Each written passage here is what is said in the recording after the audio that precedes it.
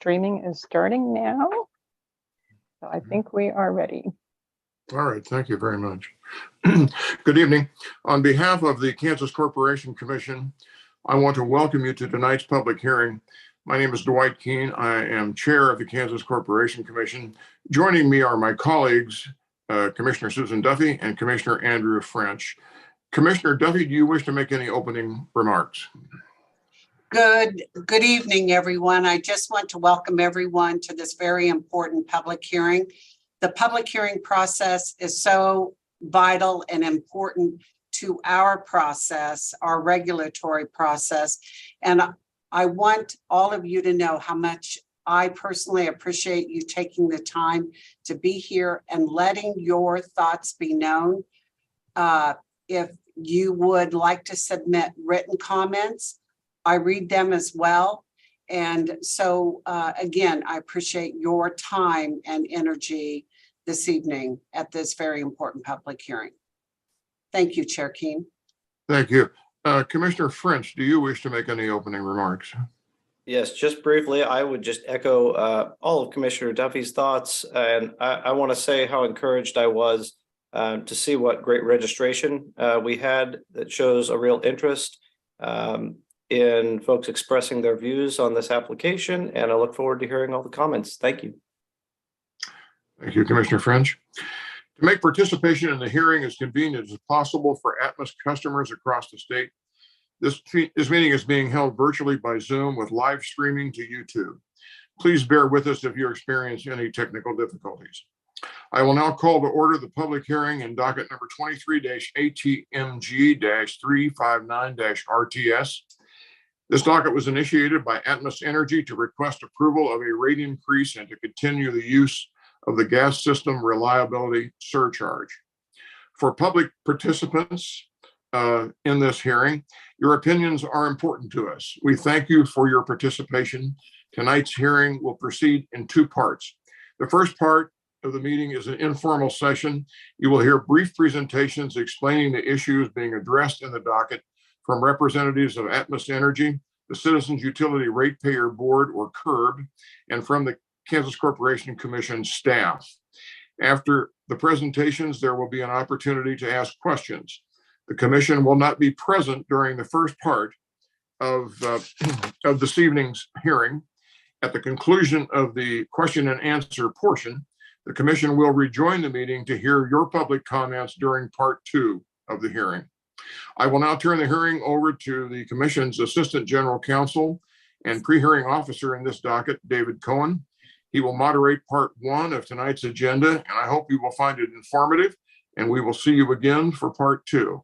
The commission stands in recess until the conclusion of part one of the hearing. Mr. Cohen. Thank you, Chair Keene. As stated earlier, we will begin part one with a brief presentation from representatives from Atmos Energy, the Citizens Utility Ratepayer Board, and from commission staff. At the conclusion of the final presentation, you will have the opportunity to ask questions of the speakers. Keep in mind, commissioners do not hear the questions. So anything that you want the commissioners to hear is better left to the comment portion of the hearing. Our first presenter is Kathleen O'Connor from Atmos Energy. Good evening. My name is Kathleen O'Connor. I am the Vice President of Rates and Regulatory for Atmos Energy's Colorado, Kansas division. We appreciate the opportunity to share our story with you today, and thank you for your time this evening to listen and allow us to explain some of the details surrounding our proposed rate application. However, before I jump into our presentation, I wanted to share, over the last several months, Atmos Energy has been implementing a customer outreach campaign to inform our customers of the increase in costs for all energy sources. Based on current market conditions, your monthly natural gas bills are expected to be higher this winter. Atmos Energy is a regulated utility, and natural gas is a pass-through cost to our customers, which means no profit is added to the commodity and transportation costs charged by suppliers. While we have no control over the price of natural gas, we are here to work with our customers on ways to reduce their energy usage, connect them to assistance programs, flexible payment plans, or other resources to help them manage their monthly bill. Atmos Energy is here to help and help you find solutions to pay your natural gas bill. So please visit our website at atmosenergy.com/assistance or call our customer service number at 888-286-6700. And I'm not seeing my slides. I'm not sure if somebody's going to pull those up for me. All righty. So if you'll click to the first slide there, or the next slide, I'd like to talk a little bit about Atmos Energy as a whole. Atmos Energy is the country's largest natural gas only distributor. We safely deliver reliable, affordable, efficient, and abundant natural gas to more than 3 million distribution customers and over 1,400 communities across 8 states. We own and operate more than 72,000 miles of natural gas pipeline within our service territory. And our corporate headquarters are located in Dallas, Texas, which also houses our shared services team that provides supports to our Kansas employees. Next slide. Some specifics about our Kansas division. So our division office is located in Olathe, Kansas, with 7 regional service centers throughout our Kansas footprint. We serve approximately 140,000 customers in over 110 communities across the state and operate over 4,000 miles of pipe. Giving back to the community is very important to us. And last year we made over $328,000 in charitable contributions just in Kansas. And much of that was devoted to energy assistance. Safety drives everything we do at Atmos Energy. The safety of the public, our system, employees, and the communities we operate in is our highest priority.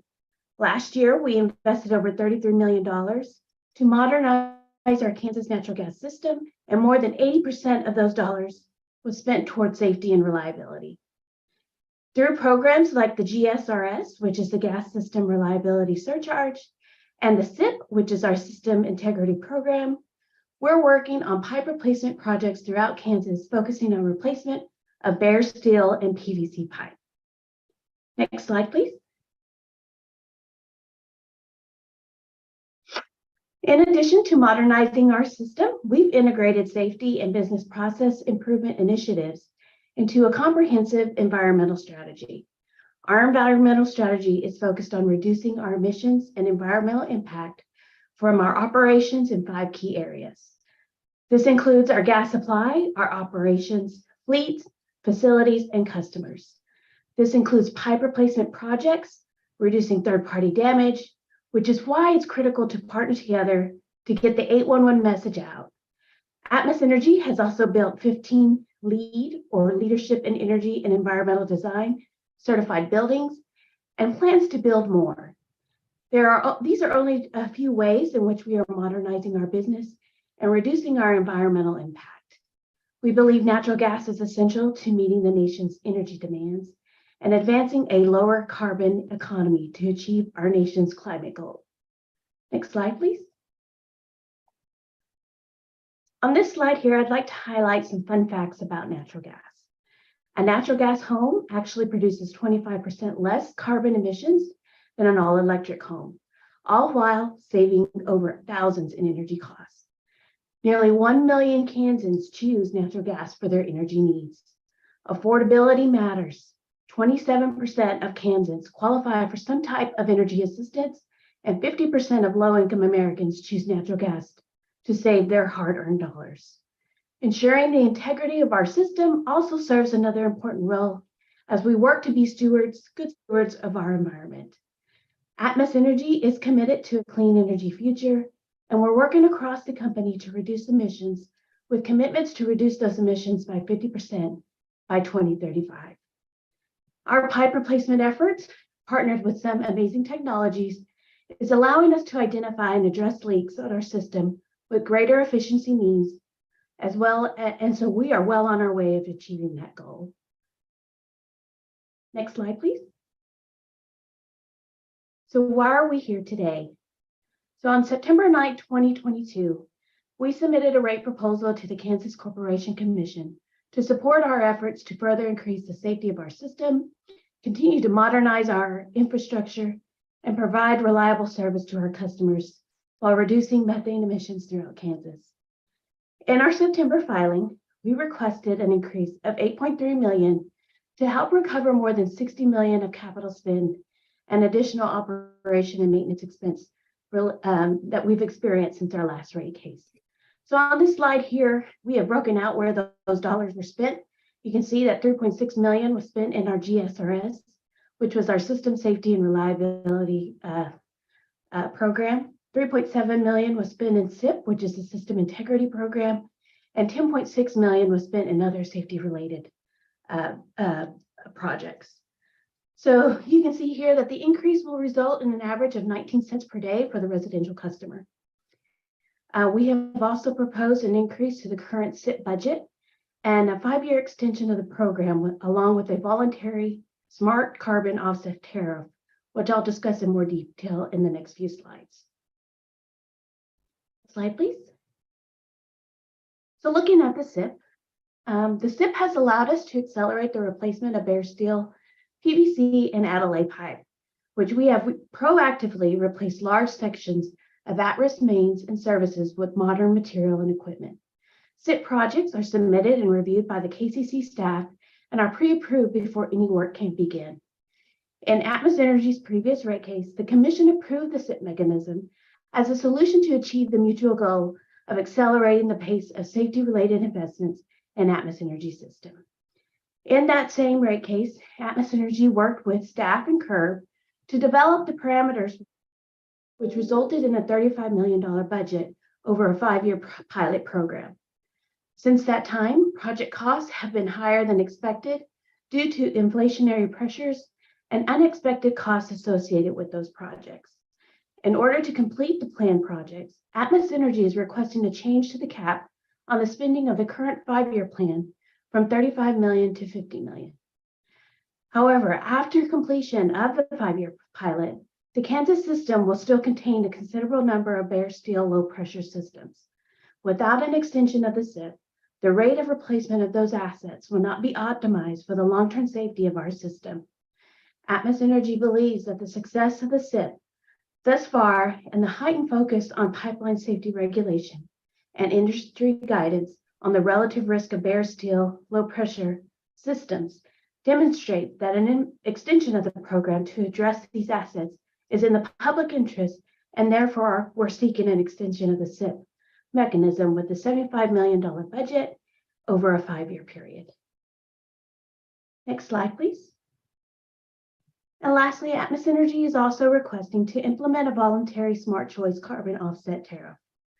This rider will provide customers the option to offset carbon emissions associated with natural gas usage. We know that there are members of the community that are eager to have ways to contribute to a reduction in carbon emissions. This proposed tariff is simply a way for Atmos Energy to make available such an opportunity in a way that purely is voluntary and does not create costs for customers that choose not to participate. The voluntary program will be used to purchase carbon credits on their behalf, and Atmos Energy is able to facilitate that process for the customer who wish to purchase carbon offset credits. So we want to offer that service to our customers. Customers may opt in or opt out at any time. And for participating customers, the minimum premium will be reflected as a separate line item on their monthly bill. To fully offset from natural gas consumption for the average Kansas residential customer, the company set the charge at $8.40 per month. Non-participating customers are not affected by the operation of the carbon credit program. This is a no profit for the company type of program. Next slide, please.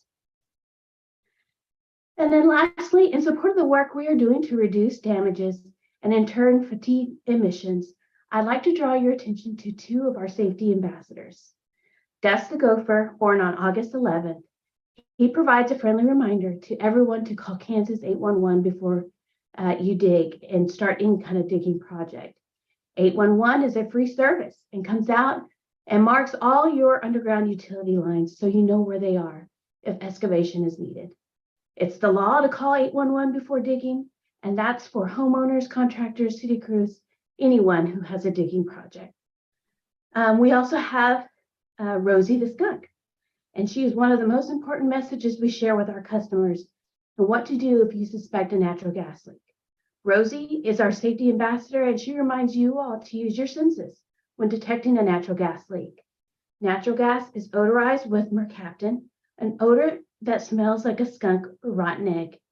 So an easy way to remember it is smell gas, act fast. Call 911 and our 24/7 emergency line at 866-322-8667. We always want you to call if you suspect a natural gas leak inside your home or outside of your home. Next slide, please.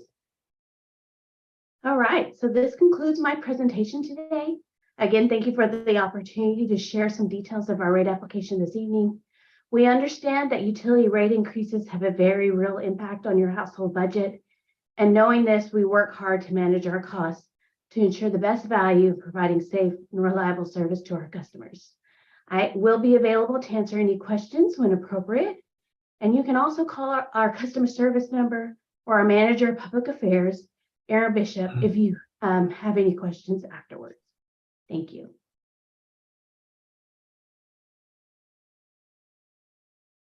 Thank you, Kathleen. Our next speaker is David Nickel, Consumer Counsel for the Citizens Utility Ratepayer Board.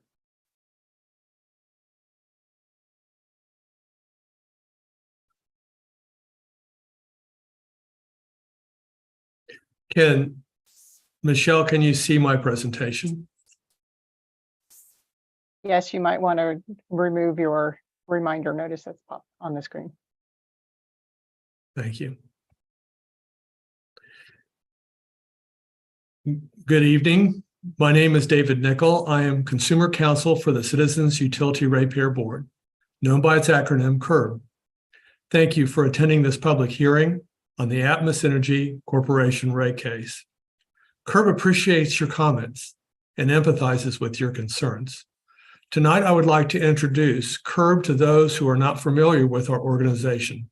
Then I will discuss CURB's role in this case and CURB's concerns regarding Atmos's proposed rate increase.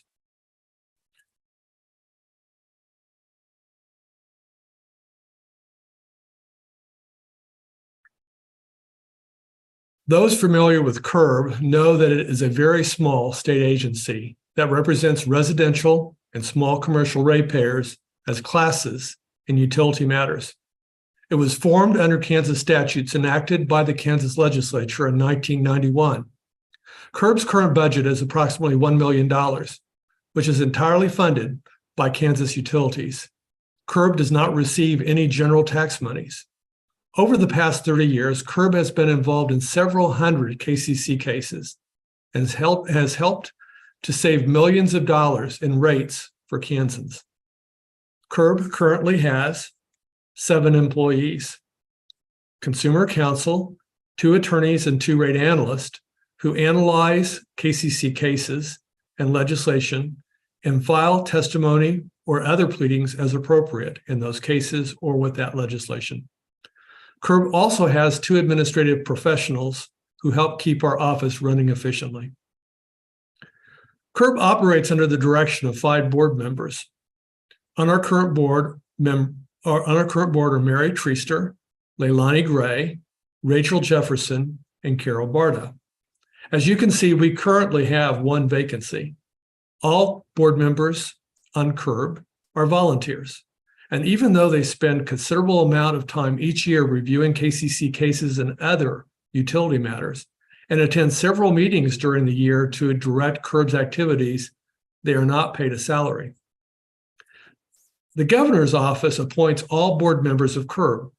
They are appointed for 4-year staggered terms, 1 from each of the 4 U.S. congressional districts in Kansas, plus 1 at-large member.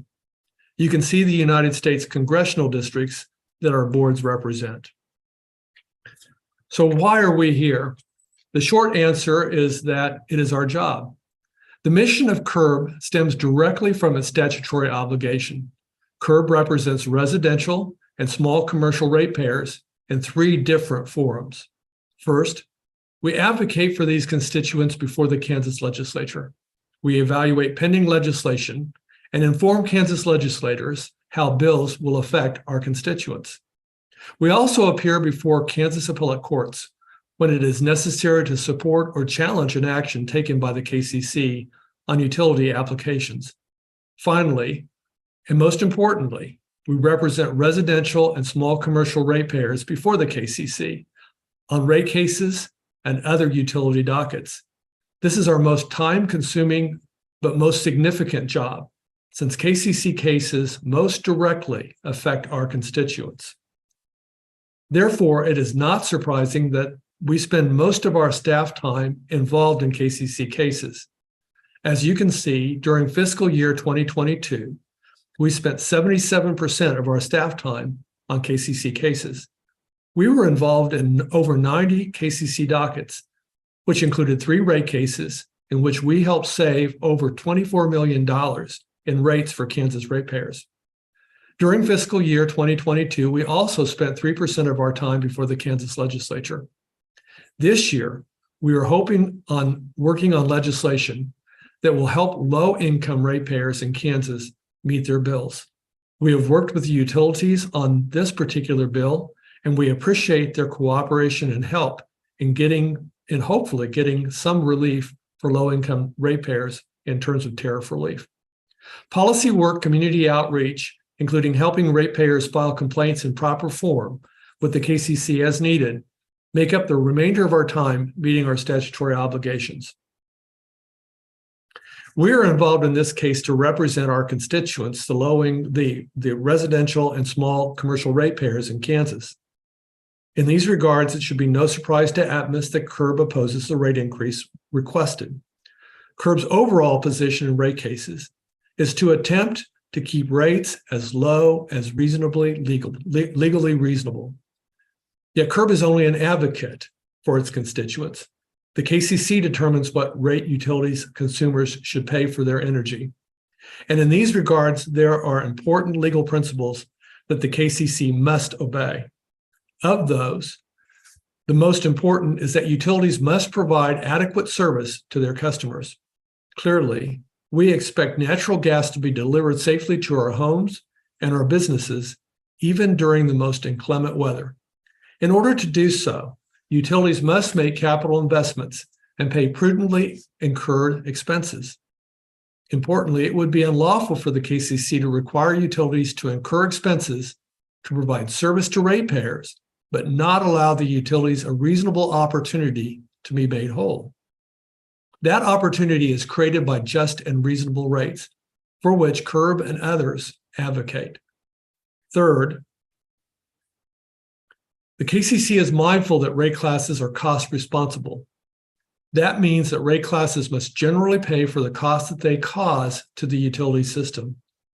I use the term generally to mean that principles of gradualism and other public policies may temper that rule. But the KCC's ability to keep bills low for all residential and small commercial ratepayers is clearly not unbounded. With regard to this application, it is important to note that CURB has hired experts to help evaluate the financial and other issues involved in this docket from the perspective of residential and small commercial ratepayers in the Atmos system. These experts are still investigating the application and have not yet finalized their opinions. Therefore, I can only be general with respect to CURB's concerns. Yet, let me outline 3 general concerns. First, this application seeks a revenue increase in the approximate amount of $8.3 million. If the application is granted in full, the average residential ratepayer's bill would increase approximately $5.60 per month. That is a lot of money for some Kansans. It can be especially burdensome when inflation is taken into account, which has increased the cost of many essentials. Energy prices have skyrocketed, not only on the gas side, but also for electricity. Winter Storm Uri and COVID has also affected Kansas ratepayers' finances. Some Kansans today cannot afford their medicine, housing, food, and heat, and they make unhealthy sacrifices attempting to make ends meet. Given that reality, it is in the public interest for our utilities to attempt to keep utilities bills as low as possible during this tough economic time. CURB recognizes that utilities must spend money to provide adequate service to keep their systems reliable. But we believe it is in the public interest to limit those expenditures during this time to those that are absolutely necessary for adequate and sufficient service. Secondly, the authorized rate of return on company stock vastly affects customer bills. Although CURB's expert has not completed his study based on customary financial models, it is a general concern to CURB that Atmos seeks a rate of return on its stock in excess or nearly of 11%. CURB has historically advocated for low authorized rate of return, and it won't be any different in this case. Third, we are concerned that Atmos has requested a customer charge in excess of $25 per month. CURB has historically tried to keep customer charges low, as they can be burdensome in summer months when consumers have high electric bills but low gas usage. And secondly, high customer charges are antithetical to conservation efforts. This is only a very general overview of CURB's concerns. We do invite you to review CURB's testimony when it is filed with the Commission. I leave you with CURB's contact information. Please contact us if you have any questions or concerns. We always like to hear from our constituents. Thank you for attending this hearing and for your attention to CURB's presentation. Thank you. Thank you, David. Our final presentation will be from Michael Neely, representing KCC staff. Thank you, David. I'm going to try and share my screen.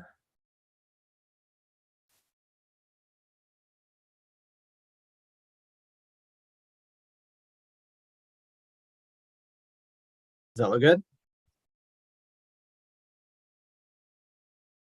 Looks good.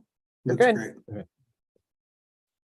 So good evening, everyone. My name is Mike Neely. I'm one of the litigation attorneys that works at the Kansas Corporation Commission.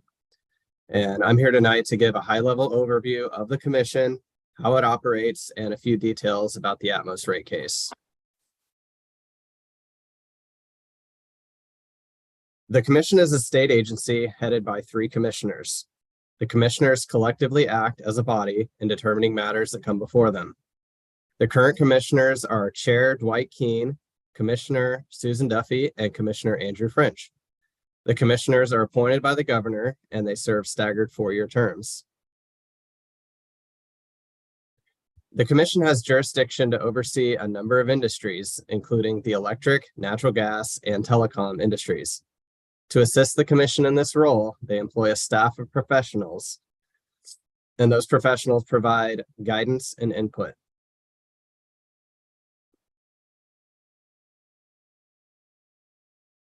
The commission staff are state of Kansas employees that have a tremendous amount of professional knowledge and training in fields such as accounting, economics, engineering, and financial analysis.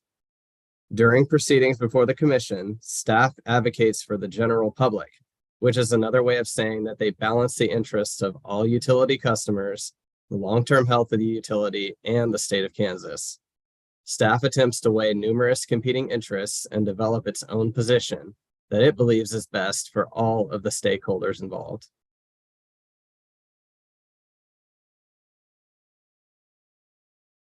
Atmos's rate application was filed last September. Atmos's application requests a net annual revenue increase of $8.3 million. Atmos has about 128,000 Kansas customers, and this request is a monthly increase of $5.60 per month for the average residential customer. Atmos is proposing to put most of this increase in the fixed monthly facility charge. Atmos is also requesting an increase in its system integrity program budget from $35 million to $50 million for its first 5-year program, and seeking an extension for 5 additional years with a total spending limit of $75 million. This program is an aging infrastructure replacement program designed to replace obsolete assets. And the SIP program has an associated surcharge that customers pay on their monthly bill. And finally, Atmos is asking to implement a voluntary smart choice carbon offset tariff, which will allow customers on a purely voluntary basis to participate and purchase and retire carbon credits. Commission staff is going through the application cover to cover, auditing and verifying the elements of the case.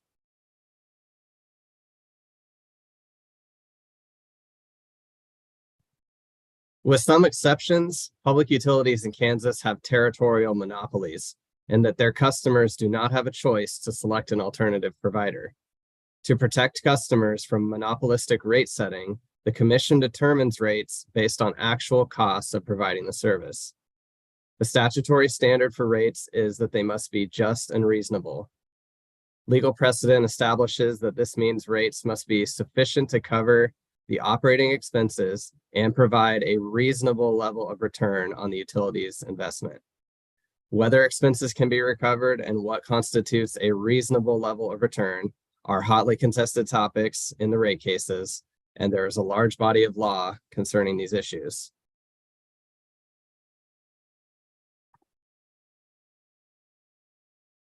Once an application for a rate increase is filed, the Commission staff conducts an independent review. This review includes an in-depth audit of the company's finances for accuracy and compliance with the law. During staff's investigation, they determine which costs they believe the utility is entitled to recover in rates and which ones should be disallowed. Staff also identifies any positive or negative impacts pertaining to new programs or non-rate issues. Rates are generally determined by customer class, including residential, commercial, and industrial. Staff studies the characteristics of each class and recommends rates that cover the costs to serve each group. After its investigation is complete, staff submits written testimony that indicates their position on the application, and staff actively participates in the rate case process by advocating for its position. Staff's role is not to help one party over another, but rather provide independent assistance to the commissioners in balancing competing interests and evaluating the total impact of the application on the public.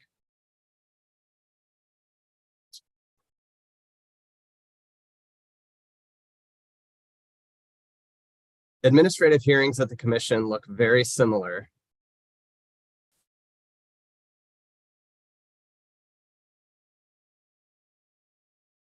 Sorry, Zoom crashed.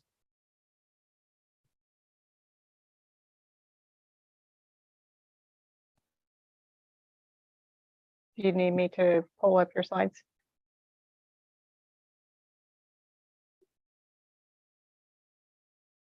Do you need me to pull up your slides, Michael? I don't know, it said my Zoom crashed. I mean, we can still see and hear you. Yeah. Can you see my still slides? No, we can't see your slides. Okay. I can start your slideshow if you want, and then Let me see if I can back out and go to screen share. okay.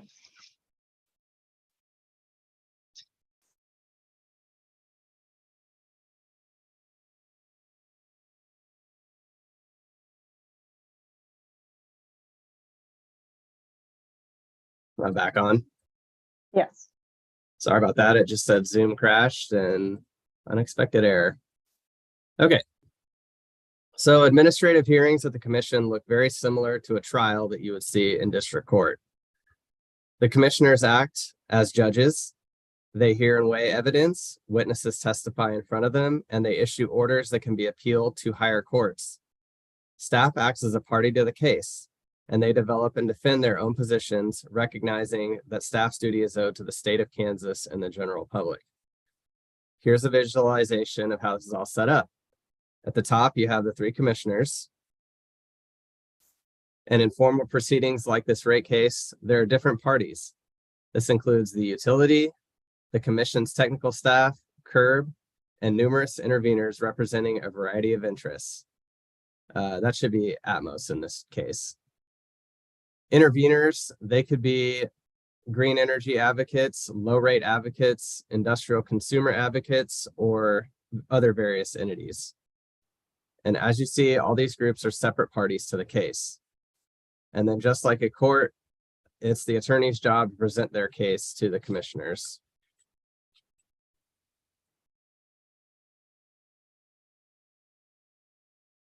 The remaining deadlines are shown in this docket on the screen. Under the current schedule, staff and intervener testimony is due January 17th. Staff and intervener cross-answering is due January 26th. Atmos will file rebuttal on February 10th. And the commission will hold an evidentiary hearing on March 7th. The public comment period ends at 5 p.m. on March 10th. So if you intend to submit a comment in the docket, you must submit your comment by that date. And a commission order deciding the matter will be issued by May 9th. If you have additional questions about the case, commission staff is here and available this evening, or you can contact the commission's Office of Public Affairs, and their number is provided. And finally, I want to leave you with some information on how you can submit a public comment in the docket or follow the case and read all the pleadings on the website. The first way you can make a comment is here tonight following the presentations, or you can send your comment to the Public Affairs Office online by mail or by phone. The information for each of these is provided on the screen. You can also follow the proceedings on the website, going to the docket filings tab, and you enter the docket number and you can see all of the filings that have been made.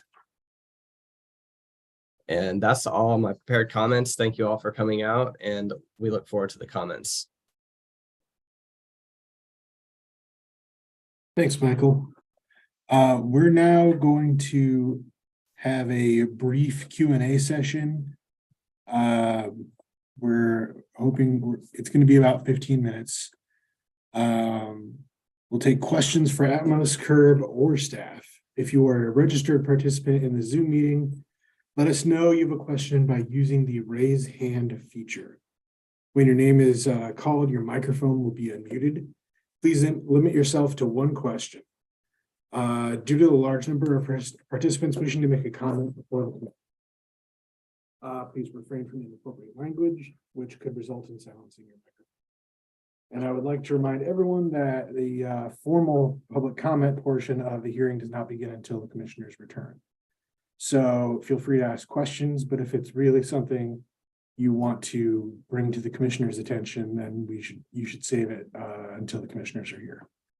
So with that, let us go to questions. I have, and if you're looking for the raise hand button, at least on PC, on the bottom of your Zoom tab, there's a reactions. And if you click that, there's a raise hand button. So Caroline Cabus, and again, if I mess up your name, I apologize.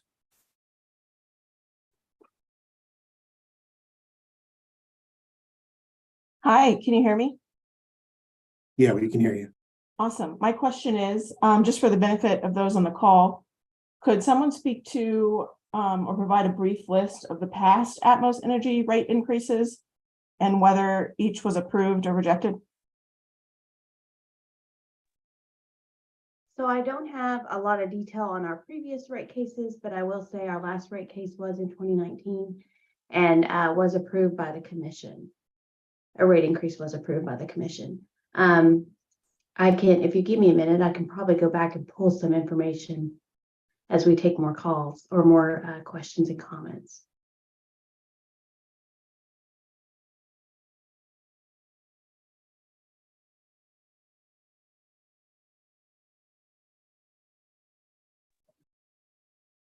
David, you are on mute.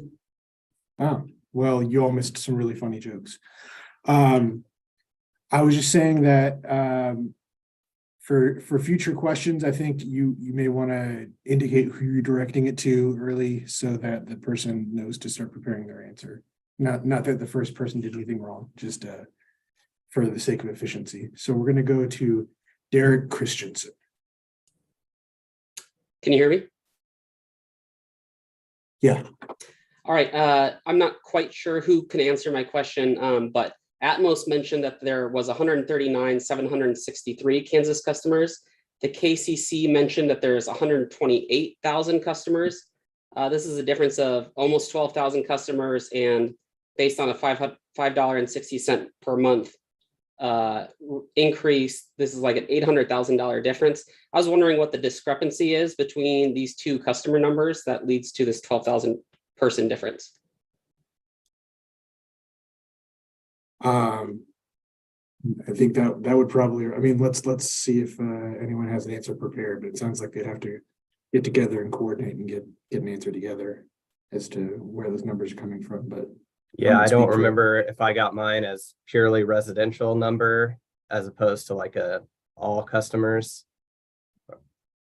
Yeah, Mike, I think that 129,000 sounds more like a residential number. My number included all customers. Great.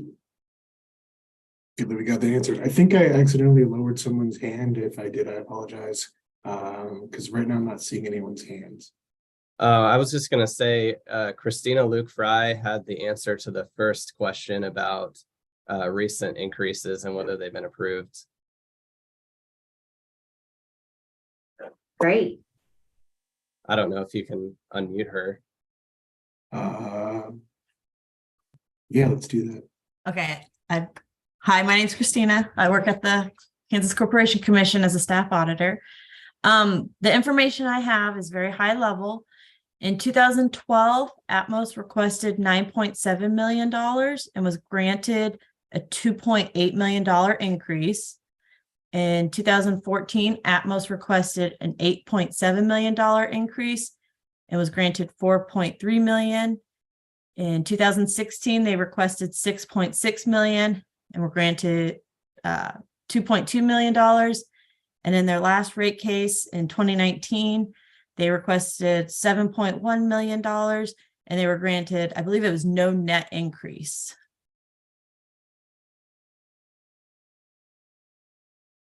Great. Thanks for being so quick on the numbers there. Kate Berry.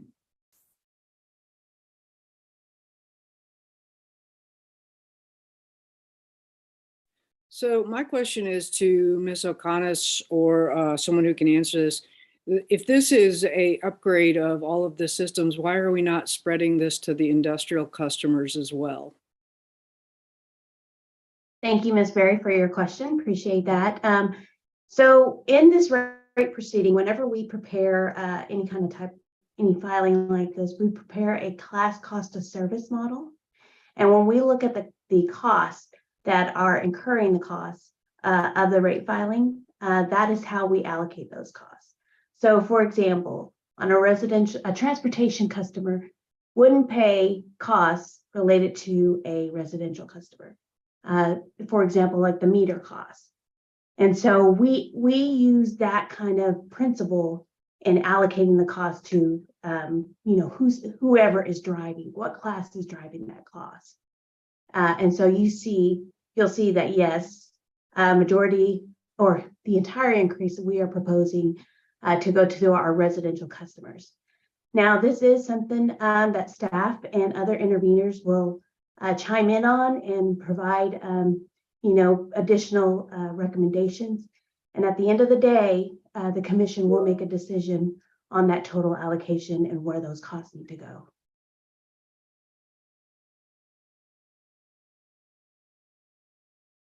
David Nickel, do you have a question or do you want an answer? I don't have a question, but Kathleen, I wanted to follow up on what you said, and just to echo to Ms. Perry's question, I think this issue as to cost allocation is generally a contested issue in rate cases, and of course we're going to represent the residential and small commercial aspects of the customers in that regard. So you will see perhaps when we've not finalized our testimony, but you will see perhaps some competing testimony. And as Ms. O'Connor said, it's ultimately up to the commission to decide where costs are to be allocated. As I indicated in my prior remarks, cost allocation, each customer should be responsible for the cost that they cause the system. But how you determine that is always a matter of art, not a science. And it is often a question of policy and methods. And so I would expect that we're going to see some competing testimony at the rate case on that particular issue.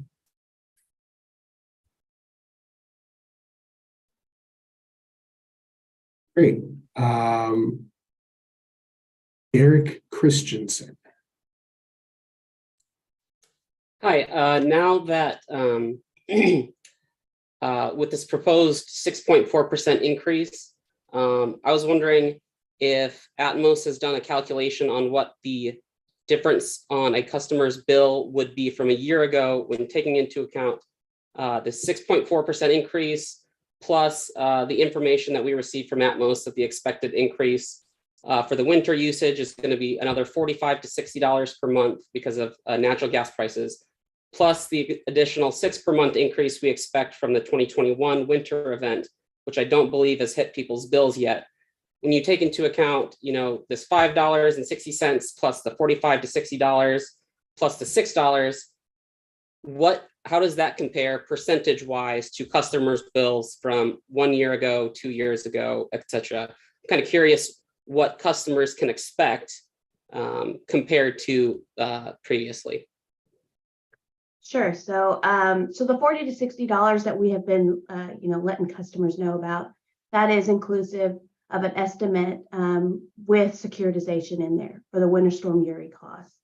I will say, this, if you were to look at your gas bill for an average residential customer last December, and then what that rate looks like this December, based on current gas prices, there is about a 69% increase just related to the increase to gas costs.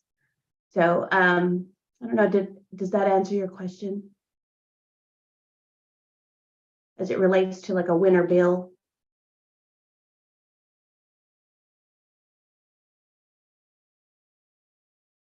You're on mute. Yep, I think that answers my question. Thank you. Great. All right, I see Demetrius Ray, but before we get to Demetrius, I see that Justin Grady from staff also had an answer to a previous question that he typed into the chat box, but since I don't know if people on YouTube can see that, I was gonna see if he wanted to speak as well. Yeah, sure. Good evening. My name is Justin Grady again. Thank you, David. I work for the Kansas Corporation Commission as well. I was just adding on to what Christina mentioned. Christina works in the same section that I do, and she talked about base rate cases that have come before the commission, but there was also two sort of single issue rider cases in which the commission lowered Atmos's rates to account for, you might remember the Tax Cuts and Jobs Act reduced the corporate income tax from 35% to 21%. That lowered Atmos's rates around $3 million. And then there were the state income tax reform. Utilities in the state of Kansas are no longer subject to state income taxes. And that tax reform took place last year and lowered Atmos's rates around $1 million. So anyway, those events have also occurred, and that's also affected bills over the last couple of years. I dropped that information in the chat. So one quick follow-up, Kathleen, you mentioned the 69% year over year increase December over December. That accounts for, that's not just the cost of gas, but that accounts for the much colder December weather as well. Is that right? That's correct. That's a total bill, and including the current gas costs this year compared to last year on an average customer bill. That's all I have for now, David. Thank you. Thanks, Justin. All right, Demetrius. Yes, how you doing? Can you hear me? Yes. Yeah, I had a question. Instead of asking the average Kansas residential customer to pay that rate increase, could some of that be taken care of by Atmos, since they've been experiencing increases in revenue, gross profits, net incomes over the past 3 years, each and every year? Yes, say, for example, revenue has averaged 13.77% increase per year since 2020. Gross profit has been averaging 7.25 increase per year since 2020. Net income has been averaging 14.87 increase per year since 2020. So all these increases, and I know they said the different reasons for, the cost going up and including wages, And I just happened to look, and I'm not being petty on this, but I did look at some of the salaries, and 5 people are making like over $10 million collectively.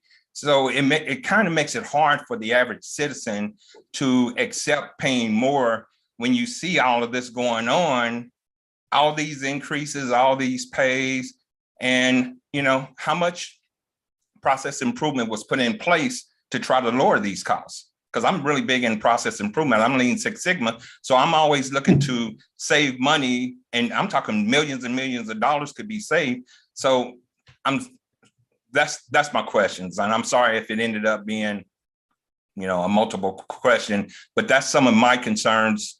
And so I'll stop right there. Sure. No, I appreciate your comments and hear your concerns. So, while Atmos Energy has, reported successful earnings, and I do want to clarify that those revenues that you're seeing also include gas costs. And so, at the beginning of our presentation, I mentioned that Atmos Energy makes no money off the cost of gas, and so those will be decreased. I mean, that number is not as big as what you're representing it to be, but a lot of that is attributed to really the record investment that we're making in our system. As I mentioned earlier, providing safe and reliable system service is our highest priority. And so we continue to responsibly invest in modernizing and upgrading our system.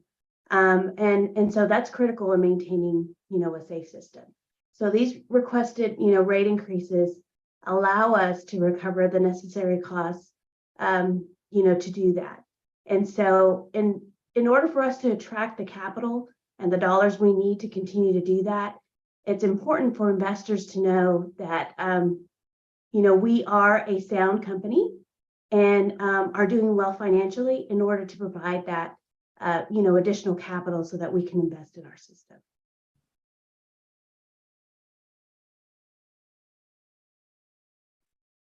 All right, I see we have a few more hands. Unfortunately, we're only gonna have time for one more question so that we have time to get to everyone's comments. So Evan Hills, no pressure. I was just wondering what Atmos's position on what a reasonable rate of return is. And I ask that specifically because over the past, according to your last financial statement, over the past 10 years, you've averaged over 9% rate of return for shareholders, while the state only sees 7% as a reasonable rate of return per the Kansas Public Employee Retirement System. Well, so in this case, we are asking for what we see in the market, what we see what the market is doing, and with the risk that we are taking on as a natural gas company. I believe we asked for a 10.95% ROE in this case, and we have supported that with testimony. I will say that over the past, several years, we are not earning what the commission has authorized us to earn on. And so, whenever we look at coming in for a rate case and asking for an increase in rates, that is something that we look into and believe that, what we've requested in this rate filing is appropriate.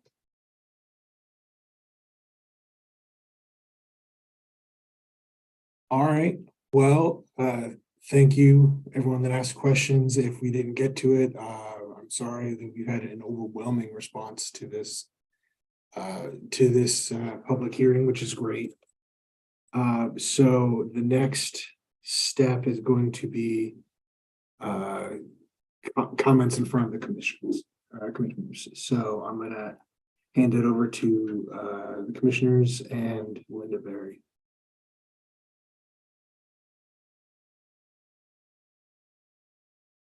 The commissioners might need a minute to come back.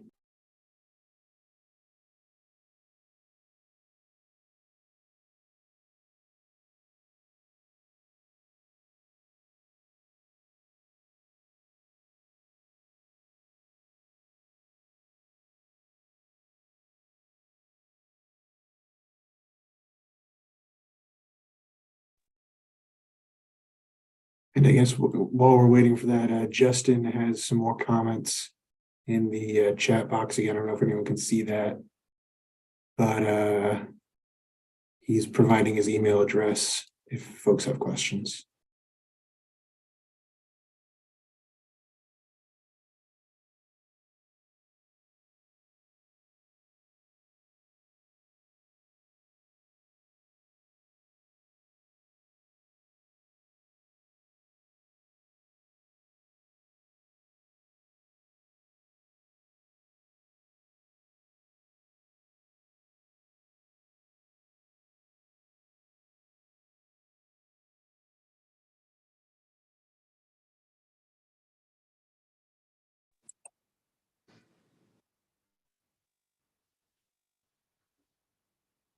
All right.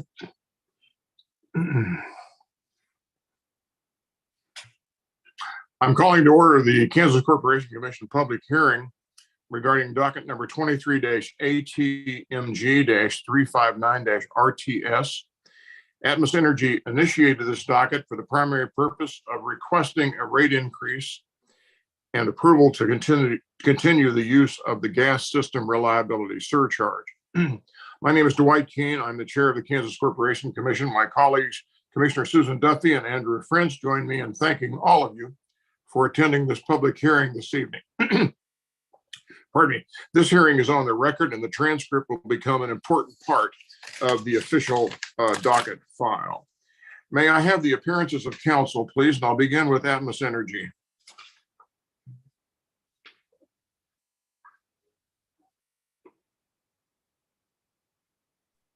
Jim, you're on mute.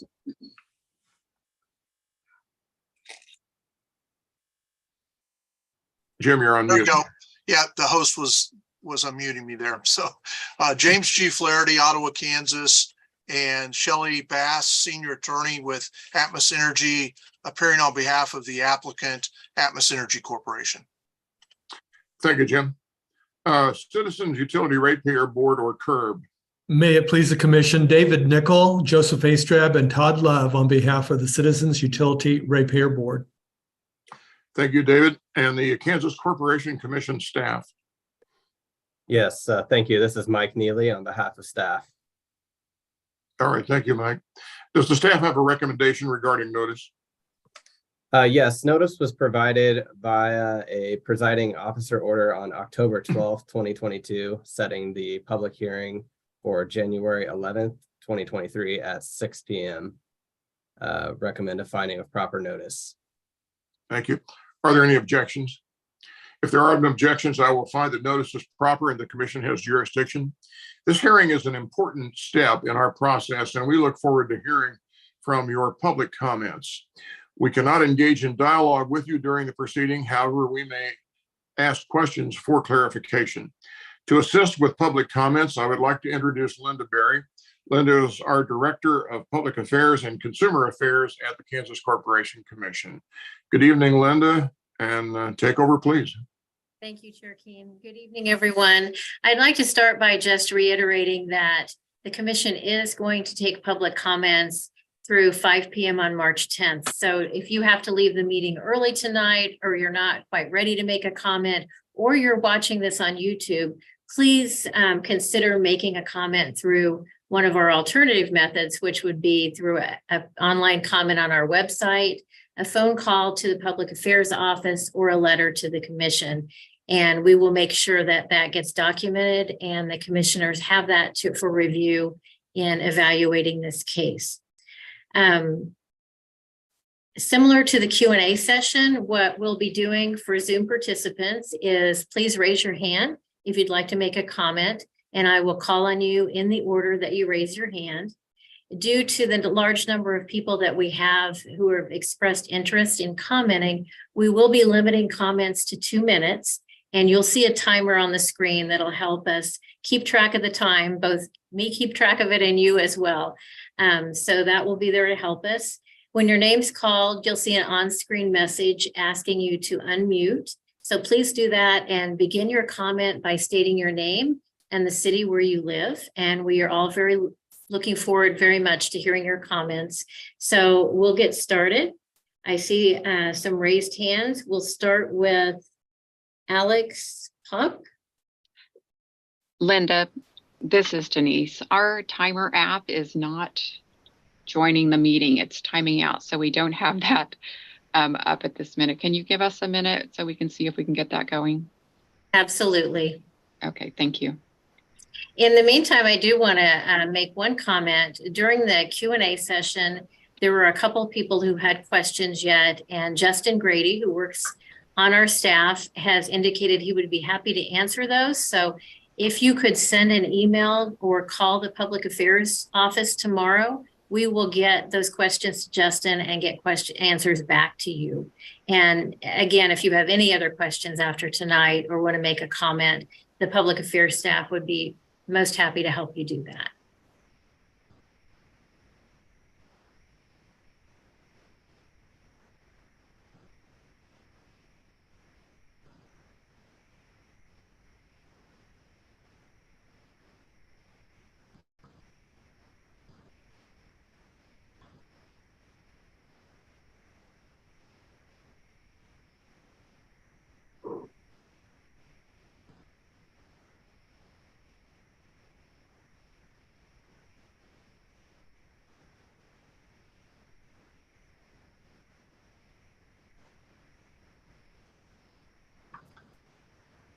Denise, while you're working on the timer, we could probably go ahead and let Alex make his comment.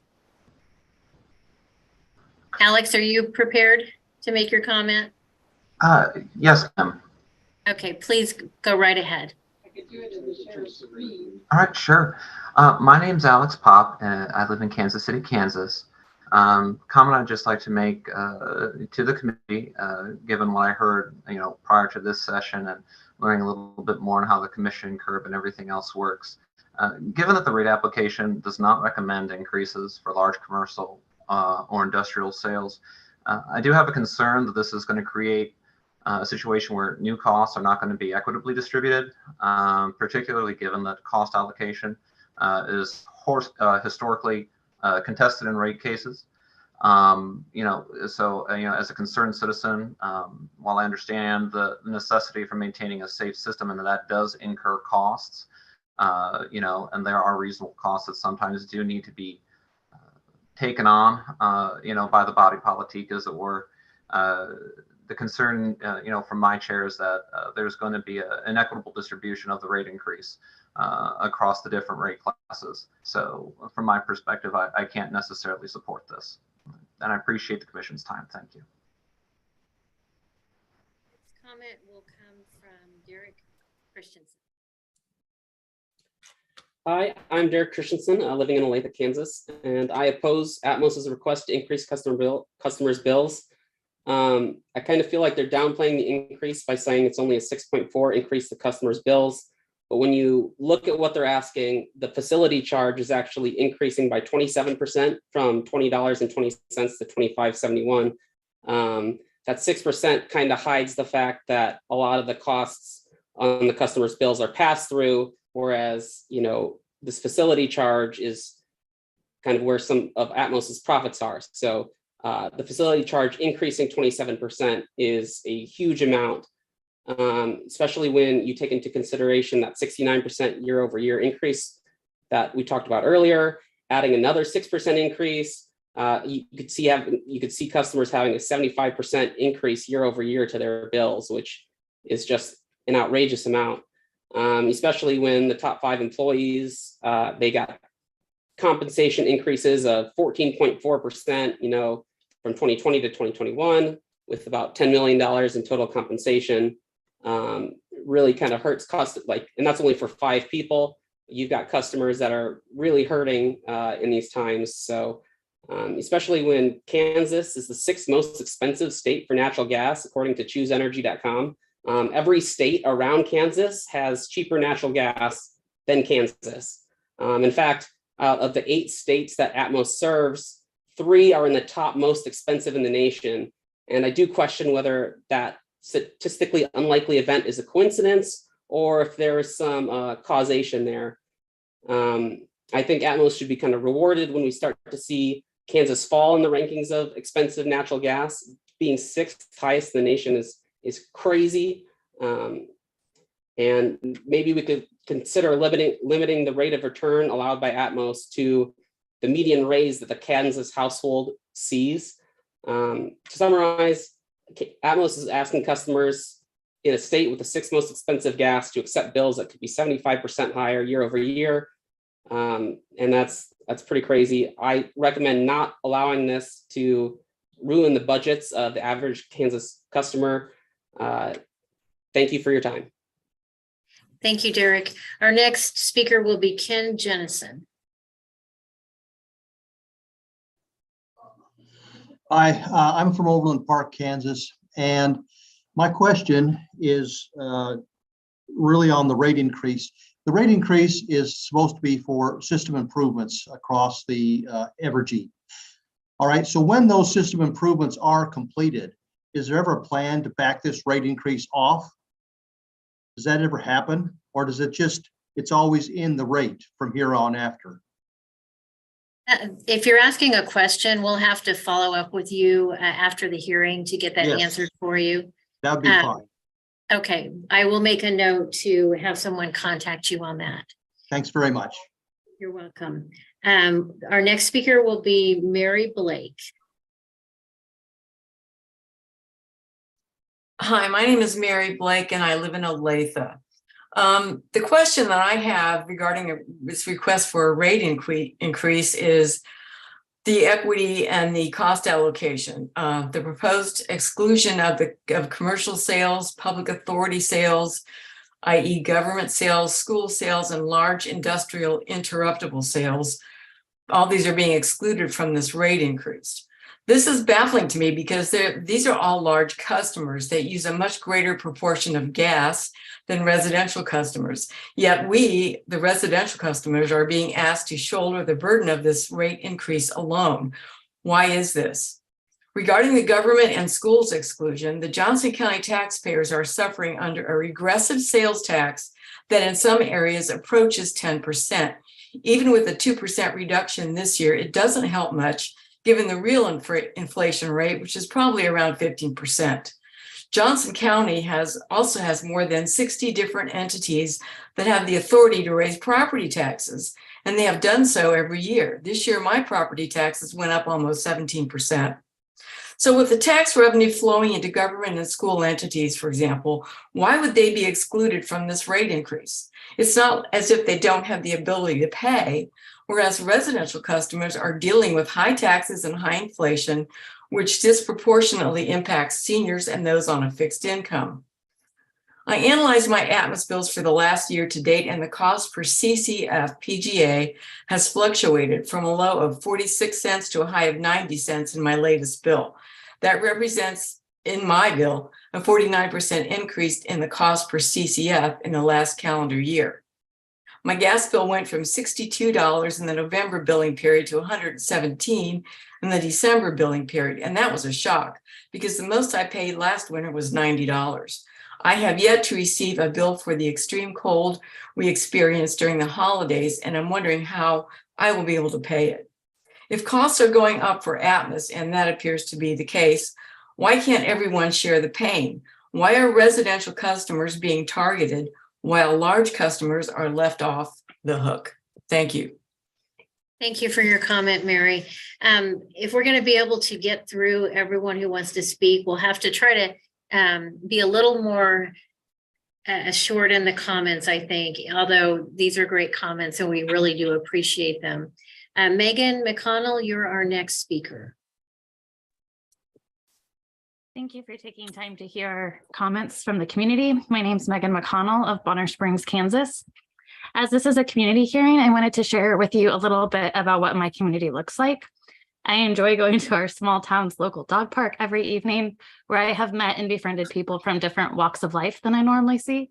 At this dog park, especially over COVID, I got to meet a local school teacher. He's living on a fixed income.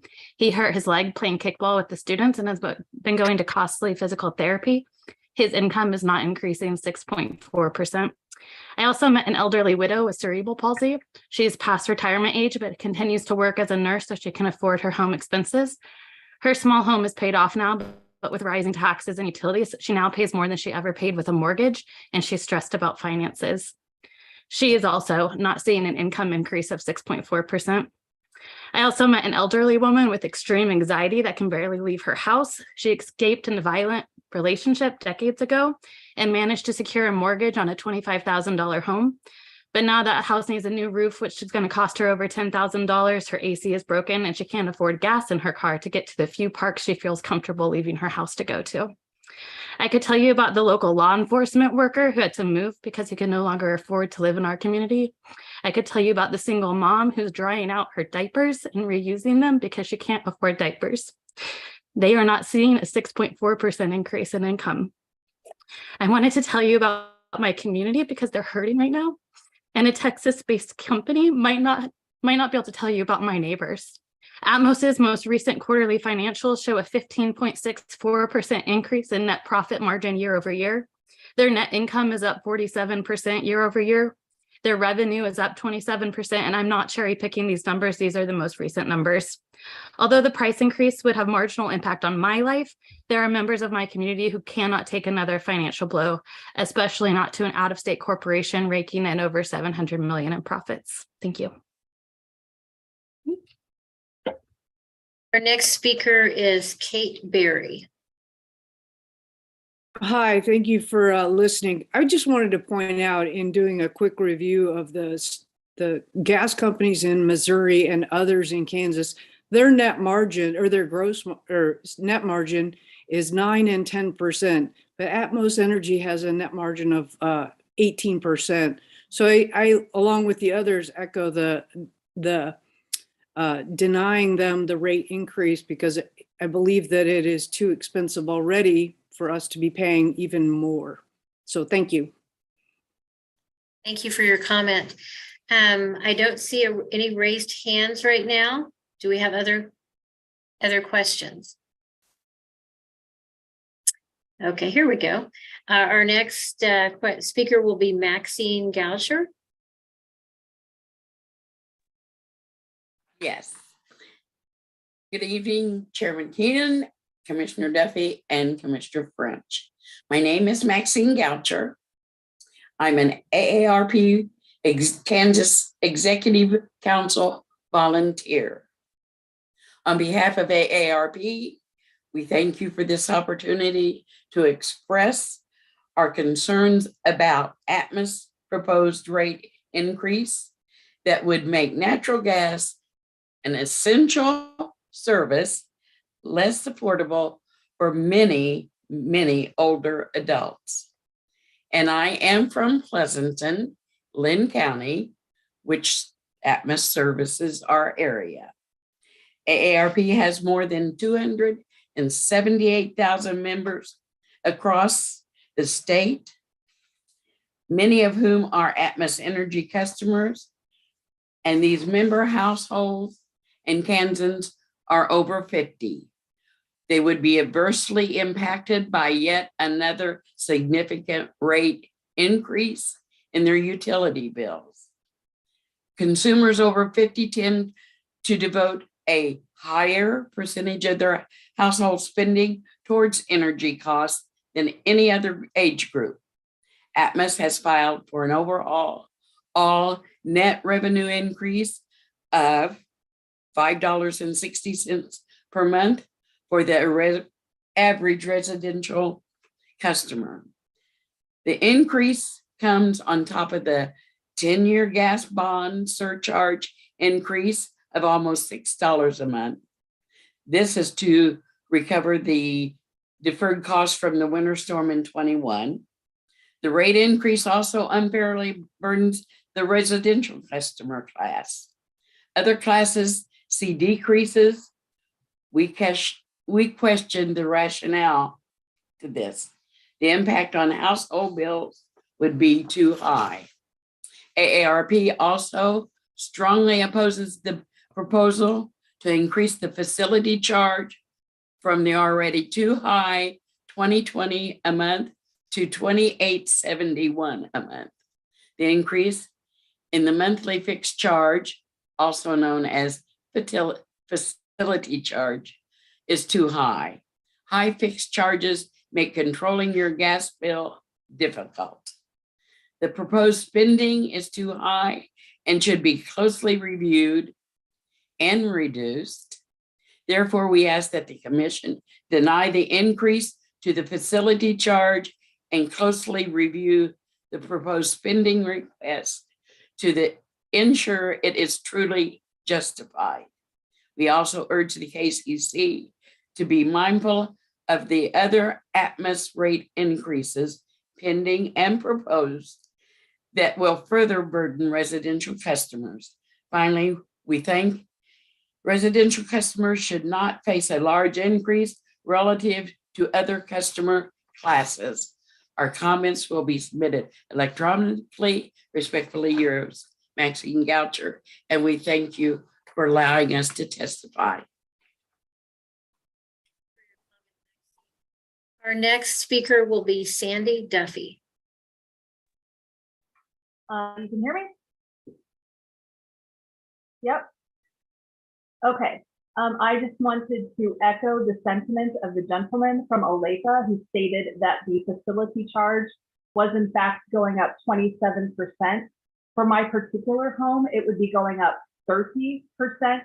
I believe that this 6.4% nonsense that is being spewed and sent out is just a way to garner extra income and lie to the KCC and to lie to homeowners and residents of Kansas. Furthermore, I would like to state, and being helpful, that if you go to followthemoney.org, you can find out who pays politicians and who pays lobbyists. And in order to be helpful, I would like to suggest to Atmos Energy, if you would like to save, let's say $10 million, perhaps instead of giving that $10 million to the politicians and to the lobbyists, you could have saved that for yourselves and not charge the residents of Kansas. You do not understand the people that you are messing with.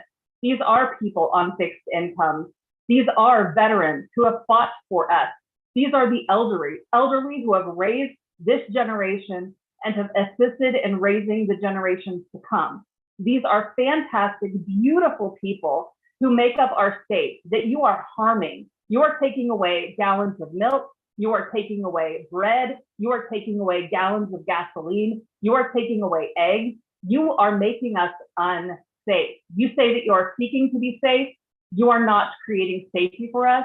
This is not acceptable, and we are not okay with this. And I would humbly ask the KCC to please take into account your fellow Kansas residents and to take care of us, because no one else will speak for us. You are the final line for us. Please help us. Thank you for your time. Thank you, Sandy. We appreciate your comment. Our next speaker will be Larry Lawfer. Yes, thank you for listening to me. My opinion on all this is people are already suffering. And it's tough for people. You know, they don't have money to buy gas. They don't have money to buy food. And all this stuff is coming together because of the fact that businesses are not going to the government and solving federal government problems and getting involved in fighting the fight. And until you do, we're going to continue to get these kind of raises. And it's not just you, it's every business out there is fighting for another penny. And the way costs are now, people aren't going to be able to survive. I'm not worried about myself as much as I am other people. And if we don't do something about it, it's going to be sad. So what I say to you is leave it all flatlined where it's at, and let these businesses get after our federal government to get the gas prices lowered. Instead of getting it from another country, we could get it right here in the United States, but we're not doing that. That's what I'm upset about. It's time to make a change, people. That's about all I've got to say. I hope there's plenty out there to say more. God bless you. Next speaker is Jim Fikert. Hi, my name is Jim Fikert of Olathe, Kansas. I oppose the net revenue increase for all the reasons that have been stated so far. So many folks prior to me have eloquently stated the facility increases, the compensation to the executives. Derek, Mary, Demetrius, Evan, Sandy, so many great statistics and rationale have been presented. I know for me personally, myself and a couple neighbors that I've spoke to in my immediate neighborhood, somebody quoted, and I believe it was Kathleen, said that rate increases from last December to this December were somewhere only between 40% and 60%. Well, that does not compute with what I have calculated with my neighbors. I'm seeing a rate increase just like my neighbors of anywhere between 100 to 170% rate increase. That's a rate increase from December's bill of this year to December's bill of last year. So I don't know where Atmos is getting their numbers, but something's a bit flawed. For the lack of transparency, the overburdened compensation to the executives and to the overall cost increases with lack of allocation and upfront, again, transparency to where this money is going to go and how it's going to be allocated. I oppose the net revenue increase. Thank you. Thank you for your comment. Next up is Nathan Berg. Yes, good evening to you. My name is Nathan Berg, and I'm a petroleum engineer in Montgomery County, Kansas, and no longer work in the oil and gas industry. We own a small sawmill, and while I am a commercial customer and may not be directly affected by the rate increase, I still oppose it strongly and vehemently. Specifically here at the mill, we use natural gas to heat our kilns to help dry the lumber. I do believe in natural gas. I think it's an efficient heating method and an efficient energy source. However, when you look at Atmos over the past few years, Demetrius specifically earlier brought up a very good point, and he directed it to Kathleen O'Conness, and he said, you know, if you look at the net income revenues, adjusted net income over the previous years, you'll see a very strong rate of return. And she deflected and said, well, the cost of gas has gone up, and so of course our revenues have increased. While that is true, what he was speaking on is an adjusted net income, which should be not taking into effect the cost of the gas. That's a pass-through cost, as Atmos has described, but the adjusted net incomes are still very strong. From 2018 to 2019, adjusted net income went from 444 million to 511. That's just over 15%. The following year, it went up 13.5%. The year thereafter, 14.8%. And as of second quarter 2022, it was up 16.2%. So these, and this is not gross, this is adjusted net.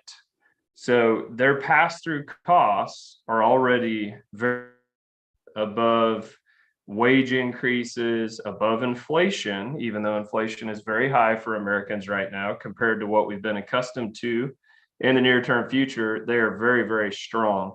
And many, residential customers, they are struggling, especially in Kansas and throughout the country. And even small businesses, while we may not see a rate increase from this specifically, it is still very difficult to survive. Companies like mine, we're breaking even and scrounging every day to do what we can to hang in there through the pandemic and even through inflation. And yet you have a company like Atmos coming in and saying, well, we want to get just a little bit more. And I have to beg the question, is this driven by shareholders, investors, or, management? I mean, there's I don't know. I think it's asking too much at a tough time. Thank you.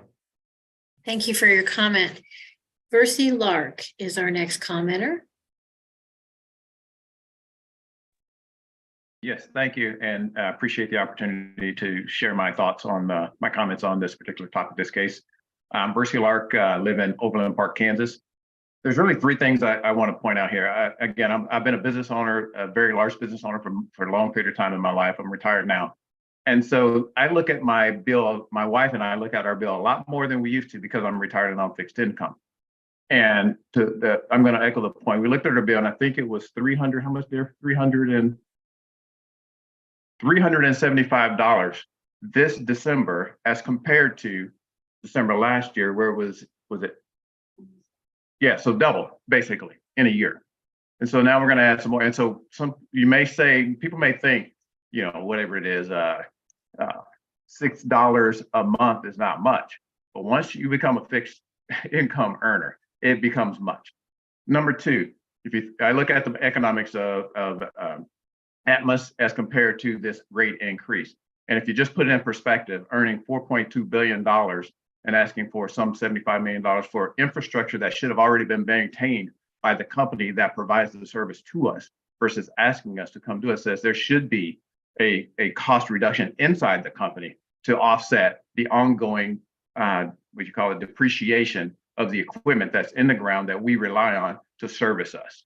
So to come to us and expect us to pay for more seems to be absurd. Again, in my experience working in large industries, we had a cost to carry as a part of our business. That was a part of our run rate. And if we needed to do something, we took care of it with our own cost, not asking our customers to pay for things that we knew they deserved from us.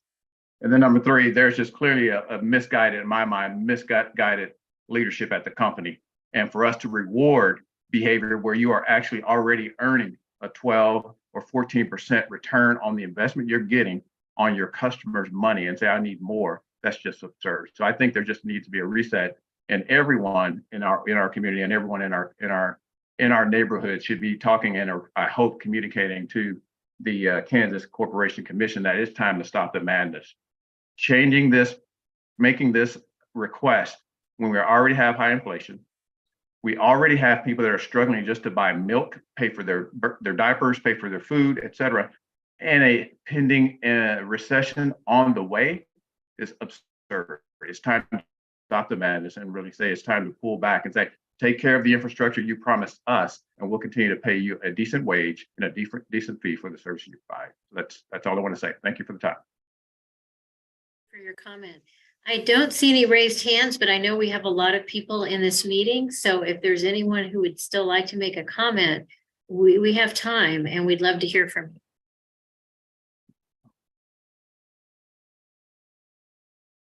you. Okay. Nathan Berg, you're back.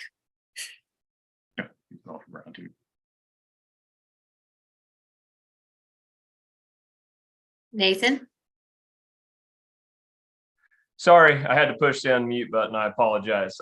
Okay, I know I already commented, but Versi, you hit on something that I wanted to add to. I believe it was in 2021, February, we had the big winter storm, just unusually cold temperatures, and the spot price of natural gas, of course, went sky high. While this is a pass-through cost, Atmos and the transmitters aren't necessarily, they're not seeing an increase in revenue because they're passing these costs directly onto the customer, and the government limits how much they can make on that. Their actions have consequences. I was actually one of the members working with the governor's office in Kansas and the lieutenant governor, just holding accountability on these transmitters. And I personally drove past some of our gas storage fields, which are very large in Kansas. We have a few, even here in Montgomery County. And with my background, I was working with the governor's office saying, if you go look at the pressures, the injection wells, what's in the gas storage fields, you're going to find that the gas was there, that the spot prices got out of control, not because the gas wasn't available, but because of transmission, supply issues. Demand was extremely high because of the cold. We had freeze up scenarios. It was a supply issue. It was a transmission issue. And I drove personally that week past one of the largest gas storage fields. And what I saw versus what I was used to working in the industry was minimal to no winter prep. So while Atmos is getting these great rate of returns, they're not putting the money in their infrastructure that they are supposed to be taking care of. When it comes to wintertime, we hadn't had a cold winter in a while. In my personal opinion and my industry expertise, they were not ready for the cold, and it put many communities in Kansas in a bankruptcy scenario. So I wanted to add that piece to the puzzle.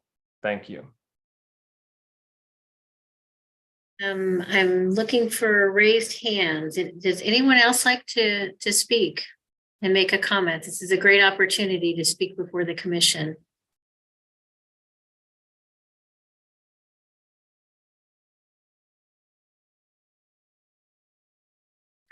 Okay, Richard Vose.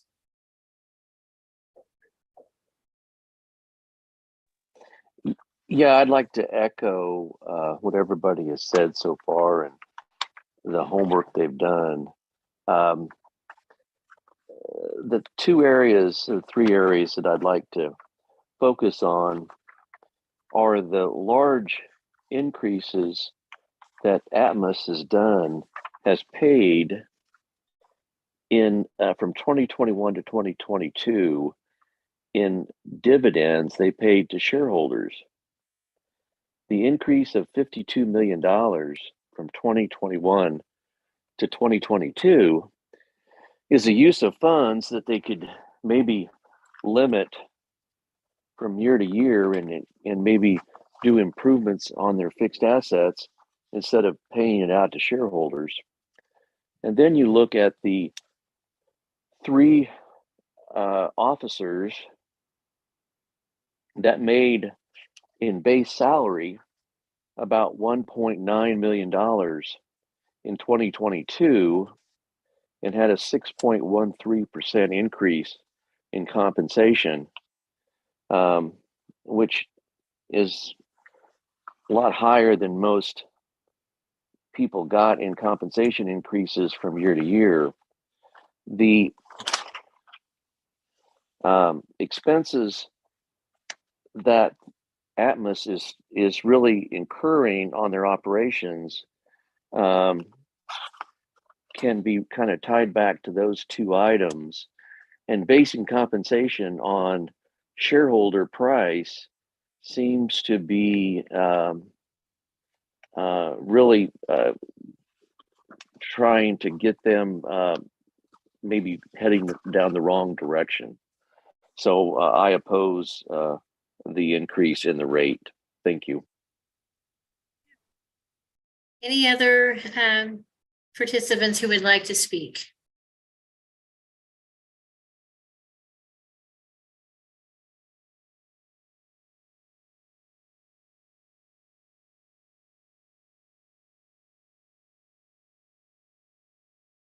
Okay, well, I think at this point, I would just want to remind everyone that the public comment period will be open. So those of you on our call tonight that were not prepared to make a comment tonight or would like to think about it a little bit and make a comment later, you can go to our website.